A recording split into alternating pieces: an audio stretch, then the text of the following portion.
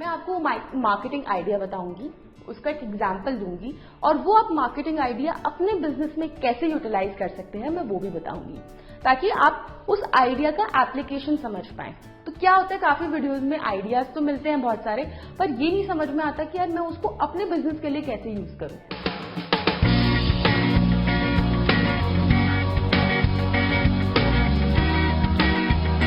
Entrepreneurs, उम्मीद है आपका बिजनेस खूब तरक्की कर रहा है और ऑनलाइन ग्रो कर रहा है। मैं हूं वर्तिका सिंगल और बी फॉर बिजनेस चैनल में आपका बहुत बहुत स्वागत है। मैं आशा करती हूं मेरे वीडियोस मदद कर रहे हैं आपको और आपके जैसे बाकी बिजनेस ओनर्स को बिजनेस आसानी से ऑनलाइन ग्रो करने में। तो आज के इस वीडियो में मैं बात करने वाली हूं मार्केटिंग के कुछ ऐसे आइडियाज की, स्पेशली लोकल या स्मॉल बिजनेसेस के लिए बने हैं।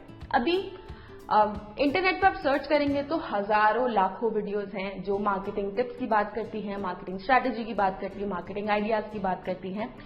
बहुत सारे वीडियोस हैं, आप उनको देखिए। ऑफ कोर्स सबसे ज्ञान मिलता है, उनसे भी ज्ञान लीजिए। तो आज मैं जो मार्केटिंग आइडियाज की बात करने वाली हूँ वो काफी कम पॉपुलर हैं, काफी सारे लोग उसके बारे में बात नहीं करते। तो मैं इस वीडियो में कैसे करने वाली हूँ, मैं आपको मार्केटिंग आइडिया बताऊंगी, उसका एक एग्जाम्पल दूंगी और वो आप मार्केटिंग आइडिया अपने बिजनेस में कैसे यूटिलाइज कर सकते हैं मैं वो भी बताऊंगी, ताकि आप उस आइडिया का एप्लीकेशन समझ पाएं। तो क्या होता है, काफी वीडियोस में आइडियाज तो मिलते हैं बहुत सारे, पर ये नहीं समझ में आता कि यार मैं उसको अपने बिजनेस के लिए कैसे यूज करूं। तो इस वीडियो में मैं उसको डिटेल में आपको पूरा आइडिया समझाऊंगी, कैसे होता है और आप अपने बिजनेस के लिए कैसे कर सकते हैं। तो ज्यादा देर न करते हुए चलिए हम देखते हैं कौन से मार्केटिंग आइडियाज हैं और आप अपने बिजनेस के लिए कैसे यूज कर सकते हैं। ये जो बिजनेस आइडियाज हैं इनके स्पेसिफिक नाम हैं, इन आइडियाज के मैं नाम भी आपको बताऊंगी और उनके साथ साथ इनका यूज कैसे है मैं वो भी आपको बताऊंगी। पहला मार्केटिंग आइडिया है एंटरप्रेन्योरल मार्केटिंग। जी हाँ, एंटरप्रेन्योरल मार्केटिंग। अब ये समझिए कि जब भी कोई इंसान को आप देखते हैं, कभी भी आपने किसी को देखा होगा, आपने उससे मिले होंगे या बात करी होगी, कुछ टाइम बाद आपको उसका शायद नाम नहीं याद रहेगा, उसने क्या बोला था वो आपको याद नहीं रहेगा, पर आपको ये जरूर याद रहेगा कि उसकी शक्ल कैसे दिखती थी, है ना। तो यही है एंटरप्रेन्योरल मार्केटिंग, जब आप अपने ब्रांड का फेस बन जाते हैं। जो बिजनेस ओनर है वो अपने ब्रांड का फेस बन जाता है, वो उसका चेहरा बन जाता है, तो आपके जो कस्टमर्स हैं वो उसे कभी नहीं भूलते। उसी को बोलते हैं एंटरप्रेन्योरल मार्केटिंग। जैसे इसका बहुत ही ज्यादा अच्छा एग्जांपल आई एम श्योर हर किसी को पता है और हर किसी ने उसका एड देखा है। मैं बात कर रही हूँ एमडीएच की। एमडीएच वाले दादाजी, मतलब मैं तो अपने बचपन से आज तक देखती आ रही हूँ, मैं कुछ भी, मुझे एमडीएच का चाहे कुछ नहीं पता हो और फिर भी मुझे उन दादाजी की शक्ल हमेशा याद रहती है और उनकी शक्ल से मुझे एमडीएच ब्रांड हमेशा याद रहता है। तो ये है एक बहुत ही अच्छा एग्जांपल एंटरप्रेन्योरल मार्केटिंग। तो अब आप इसको कैसे यूज कर सकते हैं। अब मान लीजिए आपका एक छोटा सा रेस्टोरेंट है या आपका कोई खाने का स्टॉल है या चाय का स्टॉल है, कुछ भी, जो भी आपका बिजनेस है, वहां पे आप अपने ब्रांड के साथ आप अपना फेस लगा दीजिए। या अगर आपके मान लीजिए बहुत पुरानी, बहुत सालों से दुकान है या बहुत पुराना आपका ब्रांड है, तो जिसने भी इस ब्रांड को शुरू किया है आप उनका नाम लगा सकते हैं, ताकि उनका चेहरा लगा सकते हैं, उनका चेहरा लगा सकते हैं ताकि लोगों को याद रहे कि यार आज से जब भी आप एक बार शुरू करेंगे, कुछ टाइम बाद लोगों को हमेशा याद रहेगा कि हाँ यार ये, जब वो शक्ल देखेंगे तो हाँ यार ये ब्रांड है। अब बहुत ही सिंपल एग्जांपल, मान लीजिए आपका जैसे अचार का बिजनेस है, आप अचार बनाते हैं बहुत तरीके के और बेचते हैं, तो आप ये इतने सारे मार्केट में अचार आते हैं, आप उसको अपना ब्रांड अलग से कैसे बनाएंगे उसमें। तो आपको क्या करना है, अपने जो भी आप बॉटल्स में बेचते हैं या जैसे भी बेचते हैं, वहां पे आप अपने ब्रांड के साथ अपना चेहरा लगा सकते हैं या आपका जो भी ओनर है उसका चेहरा लगा सकते हैं और थोड़े टाइम बाद देखेंगे कि लोगों के दिमाग में और लोगों के बोल में आपके ब्रांड का रिकॉल, वो लोग हमेशा याद रखेंगे आपके ब्रांड को, बिकॉज उनको वो चेहरा हमेशा याद रहेगा। अब दूसरा आइडिया है रेट्रो मार्केटिंग। रेट्रो मार्केटिंग क्या होता है, अब किशोर कुमार और आर.डी. बर्मन हो गया, ये हम सबको याद है और हमारे पिताजी की जनरेशन, मेरे पिताजी की जनरेशन के जमाने के वो गाने हैं। तो जो वो आज तक सुनते हैं और उनको सुनकर जब भी वो गाने सुनते हैं उस माहौल में पहुंच जाते हैं जब वो बचपन में सुना करते थे, अपनी जवानी में सुना करते थे। अब उससे उनका जो इमोशनल कनेक्ट है ना वो बन जाता है। यही होता है रेट्रो मार्केटिंग।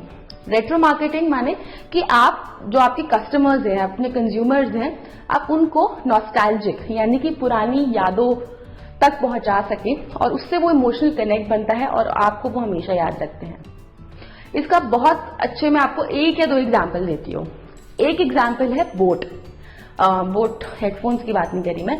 बोट के जो ड्रिंक्स आते हैं, आई एम श्योर आपने कभी ना कभी पिया होगा। उसमें आम पन्ना आता है और जल जीरा, गन्ने का जूस, या जो हम अपने अपनी गर्मियों की छुट्टियों में जब जाते थे नानी घर रहने या बुआ घर रहने, वहां पर गर्मियों की छुट्टियों में पिया करते थे। अब जब बोट ये अपने सारे ड्रिंक्स लेके आया तो सारे कस्टमर्स के अंदर वो इमोशनल कनेक्ट बन गया कि सब लोग अपनी पुरानी यादें ताजा करने लगे कि हम ऐसे करते थे, हम ये खेलते थे, हम वो खेलते थे। तो बोट ने रेट्रो मार्केटिंग के ऊपर बहुत अच्छे से खेला है, बहुत अच्छे से यूज किया है उसका। दूसरा एग्जाम्पल, आपने कारवा के बारे में सुना होगा। सारेगामा का कारवा जो एक बॉक्स आता है जिसमें बहुत सारे गाने होते हैं पुराने। अब ये मेरा खुद का पर्सनल एक्सपीरियंस है। जब मैंने ये चीज अपने पिताजी को दी थी, मैंने गिफ्ट किया था उनको, तो वो बहुत ज्यादा खुश हुए थे क्योंकि उनके जो भी उनके पसंदीदा गाने थे वो उनको एक साथ वहां मिल गए। अब कारवा इस चक्कर में बहुत ज्यादा फेमस हो गया क्योंकि बहुत लोगों की बहुत यादें ताजा हो गई इससे। तो इसी तरीके से रेट्रो मार्केटिंग आपके कस्टमर्स को पुराने जमाने में लेकर जाता है, उनकी पुरानी यादों तक लेकर जाता है। और जब आप किसी के साथ इमोशनल कनेक्ट बना लेते हैं ना, तो उसके बाद तो वो आपका ब्रांड कभी भूल ही नहीं सकता। अब आप रेट्रो मार्केटिंग कैसे यूज कर सकते हैं अपने बिजनेस के लिए? तो मान लीजिए आपकी कपड़े की दुकान है, ठीक है। आप अपनी कपड़े की दुकान पे, आपको याद होगा वो रेमंड्स के पुराने ऐड आते थे, ठीक है, और ग्रासम, सूटिंग, ये जितने भी पुराने ऐड आते थे, आप क्या कर सकते हैं, आप अपनी दुकान पर ये अपना टीवी पर ये पुराने ऐड लगा सकते हैं। मैं एक छोटा सा एग्जांपल दे रही हूँ आपको। पुराने ऐड लगा सकते हैं क्योंकि वो पुराने ऐड जो थे वो हमेशा लोगों के जहन में आज तक भी हैं। मुझे आज तक भी वो लिज्जत पापड़ का ऐड हो गया या हमारा बजाज का ऐड हो गया, वो मैं भूलती ही नहीं हूँ। चाहे मैं कितनी ही बड़ी हो जाऊं, मैं जब भी उस ऐड को देखती हूँ मेरे को कभी मैं भूलती ही नहीं हूँ उसको। तो आप एक एग्जाम्पल के तौर पर आप ऐसे कर सकते हैं कि आप पुराने एड्स लगा सकते हैं।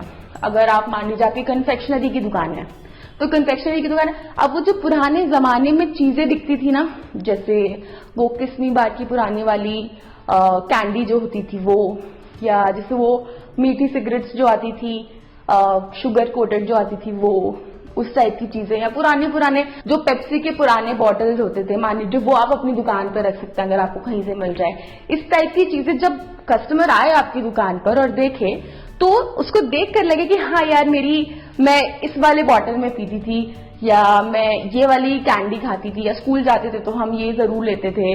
तो इस टाइप की चीज अगर आप अपनी दुकान पे रख सकते हैं तो उससे वो रेट्रो मार्केटिंग इफेक्ट क्रिएट होता है। तीसरा आइडिया है पोजीशन यूएसपी मार्केटिंग।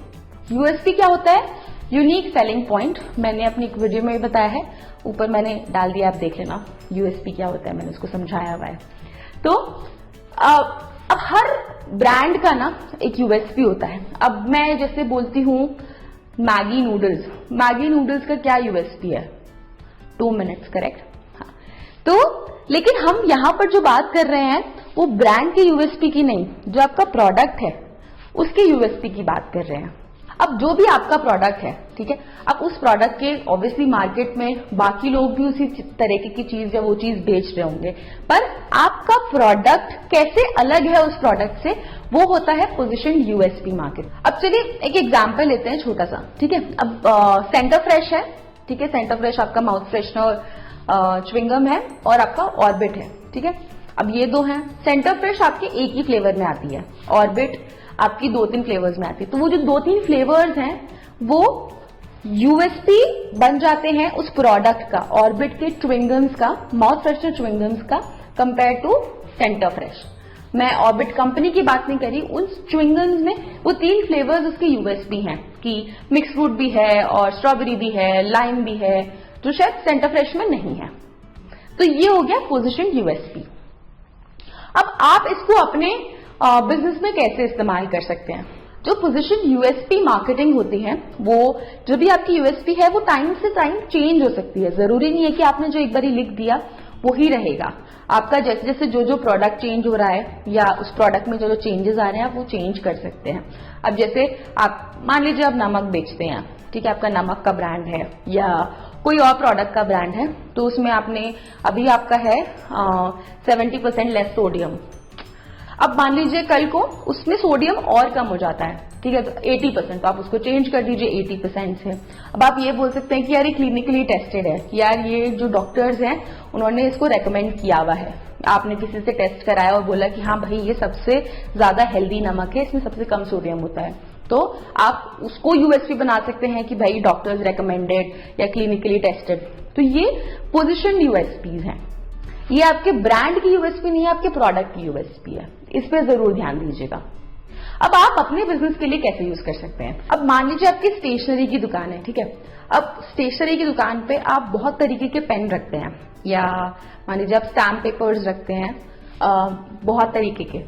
तो आप क्या कर सकते हैं, आप जो भी अपने कस्टमर्स को इन्फॉर्मेशन भेजेंगे, या तो आप अपने व्हाट्सएप पर कुछ कम्युनिकेशन भेज रहे हैं, फेसबुक पेज पे या ऑनलाइन बेसिकली कहीं पर भी आप कुछ भी अपनी लिस्टिंग में डाल रहे हैं, तो आप क्या कर सकते हैं, जैसे 500 वेराइटीज ऑफ पेन इस तरीके से, या highest variety of stamp papers, या अगर आपके पास क्राफ्ट पेपर्स बहुत तरीके के हैं तो highest varieties of craft paper, इस तरीके से। तो जो भी आपके प्रोडक्ट्स हैं आपकी दुकान के अंदर डिफरेंट उनका आप डिफरेंट यूएसपी बता सकते हैं और उस तरीके से अपने कस्टमर्स को कम्युनिकेट कर सकते हैं और अट्रैक्ट कर सकते हैं अपने कस्टमर्स को अपनी ओर।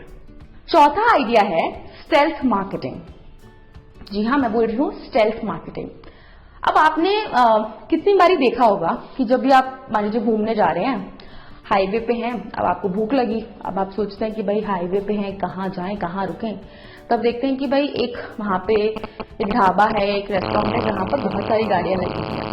आपको लगता है कि यार यहाँ पे बहुत सारी गाड़ियां हैं, ये बढ़िया जगह लग रही है, यहाँ पे खाना अच्छा होगा क्योंकि इतने सारे लोग ऑलरेडी आ रहे हैं, तो आप सोचते हो कि भाई वहीं रुक जाते हैं। अब ये क्या हुआ, आपको लगा कि यार बहुत सारे कस्टमर्स हैं तो आप रुक गए, तो उस ढाबे वाले ने, उस रेस्टोरेंट ने अपनी मार्केटिंग नहीं करी, पर वो जो सारी दुकानें बोल रही मैं, जो जितनी गाड़ियां थी वहां पर, वो गाड़ियां देखकर आपको लगा कि हाँ ये रेस्टोरेंट अच्छा होगा तो यहाँ पे खाना ट्राई करना चाहिए। तो ये होती है स्टेल्थ मार्केटिंग।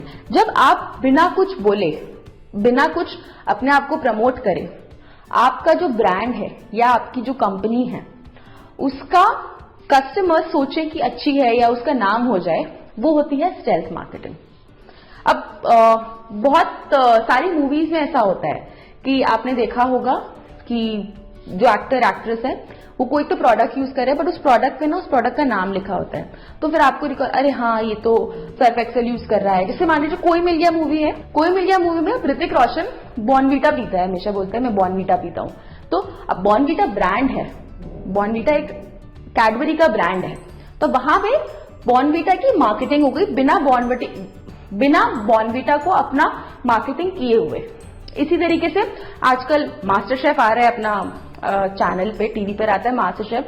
अब वहां पे वो बोलता है कि आप मैं बॉश का ये यूज कर रही हूँ, या मैं अमूल का बटर यूज कर रही हूँ, या जो भी कुछ यूज कर रही हूँ, तो अमूल खुद नहीं कर रहा कुछ भी, अमूल जाके खुद प्रमोट नहीं कर रहा है अपने आप को, बट वहां पे जो लोग बोलते हैं कि मैं ये यूज कर, तो जो लोग देख रहे हैं, कस्टमर्स जो देख रहे हैं, व्यूअर्स जो देख रहे हैं, उनके दिमाग में होता है हाँ अमूल का बटर, तो उनके दिमाग में अमूल जरूर याद रहता है। तो इस तरीके से आप स्टेल्थ मार्केटिंग यूज कर सकते हैं और बहुत सारे लोग ऑलरेडी इसको यूज करते हैं। अब आप अपने बिजनेस के लिए कैसे यूज कर सकते हैं। अब मान लीजिए आपका बुटीक है, ठीक है, अब बुटीक है, आप ब्लाउज डिजाइन और जितने भी ड्रेसेस होते हैं वो बनाते हैं। अब क्या कर सकते हैं, बहुत ही सिंपल सी चीज है, आपने एक आइडिया निकाला कि जो भी मेरे पास कस्टमर आएगा उसके जो इनिशियल्स हैं, मान लीजिए सीमा सिंगल या निशा सिंगल जो भी नाम है, या जैसे वर्तिका सिंगल नाम है, तो मैंने अगर ब्लाउज बनवाई अपनी बुटीक पे तो मैंने उसके नीचे VS डाल दिया कि ये मेरा इनिशियल्स है, मान लीजिए यहां पर डाल दिया मैंने सोचा, ठीक है। तो अब ये चीज तो नहीं है, बाकी तो बुटीक्स करते ही नहीं है, तो फिर अब जो भी आपके कस्टमर्स अभी पहन के जाएंगे, बाकी लोग पूछेंगे कि भाई क्या है, नया है। अब इस तरीके से लोगों को आपके बोले बिना, आपके प्रमोट किए बिना लोगों के अंदर पता चलेगा कि हाँ जी फलाना बुटीक पे ऐसा होता है, सिर्फ वही लोग करते हैं। तो उससे क्या होगा कि वो जो बाकी कस्टमर्स हैं, जो उसके बाकी दोस्त हैं, जानने पहचानने वाले, जो भी वो लोग देख रहे हैं, वो भी एक बार आपके पास आएंगे और ट्राई कराएंगे कि हाँ यार ये करते हैं, या एटलीस्ट वो ये तो बोलेंगे कि हाँ यार मुझे भी इस टाइप का डिजाइन चाहिए। तो इस तरीके से आपके बिना बोले और आपके बिना प्रमोट किए आपकी मार्केटिंग हो गई। दूसरा आइडिया, अब मान लीजिए आपका रेस्टोरेंट है, ये बहुत जगह एक्चुअली होता भी है, बहुत सारे रेस्टोरेंट ये ऑलरेडी करते भी हैं।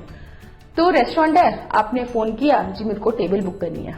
अब आपने सुना होगा कि बहुत सारे रेस्टोरेंट्स बोलते हैं कि मैम आई तो टेबल पूरी फुल है, कोई टेबल अवेलेबल नहीं है, अगर आप चाहें तो आप वॉक इन कर सकते हैं, आप यहीं आ सकते हैं सीधा, अगर कोई टेबल फ्री हुई तो हम आपको दे देंगे। अब कस्टमर के दिमाग में, जो बंदा फोन कर रहा है उसके दिमाग में क्या चल रहा है, वो सोच रहा है कि यार इनके यहाँ तो सारा टाइम फुल ही रहता है, हमेशा लोग कस्टमर आते रहते हैं, इतना क्या बढ़िया खाना है, तो मुझे एक बार तो जरूर जाना है। तो ये एक आइडिया है कि जो बहुत सारे रेस्टोरेंट्स यूज करते हैं और आप भी चाहे तो यूज कर सकते। तो इस तरीके से स्टेल्थ मार्केटिंग, बिना बोले मार्केटिंग, एक्चुअली ये वही है, बिना बोले मार्केटिंग, ये ही है स्टेल्थ मार्केटिंग। तो आज के इस वीडियो में मैंने ये 4 आइडियाज लिए थे जो आपको बताए। ये थोड़े कम पॉपुलर आइडियाज हैं जो बाकी वीडियोस में बहुत ज्यादा नहीं बताए जाते, तो मैंने सोचा मैं आपके साथ जरूर शेयर करती हूँ। तो आप मुझे प्लीज प्लीज प्लीज बताइएगा आपको ये आइडियाज कैसे लगे, अगर आपने अप्लाई किए तो उनका क्या रिजल्ट निकला, मैं जरूर जानना चाहूंगी, जरूर प्लीज मुझे बताइएगा। आप मुझे कमेंट्स में बता सकते हैं, मेरे सोशल मीडिया हैंडल्स पे बता सकते हैं, मुझे ईमेल कर सकते हैं। आपका कोई भी सवाल है, कोई भी सजेशन है, कोई भी फीडबैक है, आप मुझे मेरी ईमेल आईडी vartika@b4business.info पर लिख सकते हैं, या आप मुझे कमेंट्स, सोशल मीडिया हैंडल्स कहीं पर भी डाल सकते हैं। मैंने एक व्हाट्सएप ग्रुप भी शुरू किया है जहां पे मैं बिजनेस के रोजमर्रा के लिए जो भी टिप्स और ट्रिक्स होते हैं आपकी ग्रोथ के लिए, मैं वो शेयर करती हूँ। आप चाहें तो डिस्क्रिप्शन में लिंक पे क्लिक करके व्हाट्सएप ग्रुप ज्वाइन कर सकते हैं और रोज टिप्स एंड ट्रिक्स जान सकते हैं। अगर आपको मेरा ये वीडियो पसंद आया तो किसी एक दोस्त, रिश्तेदार, जानने पहचानने वाले, जिसको भी इस वीडियो से मदद हो, जरूर शेयर कीजिएगा। और हाँ, अगर आप यंगर जनरेशन में से कोई देख रहा है और आपके पापा या आपके बड़े में से कोई बिजनेस कर रहा है, आप उनके साथ जरूर ये वीडियो शेयर कीजिएगा ताकि वो इसका यूज कर सकें और आप उनकी हेल्प कर सकें। तो मैं मिलूंगी आपसे अगले वीडियो में, तब तक आप B4Business चैनल के बाकी वीडियोस देखते रहें और अपना बिजनेस आसानी से ऑनलाइन ग्रो करते रहें। Let's G for grow with B4Business। नमस्ते।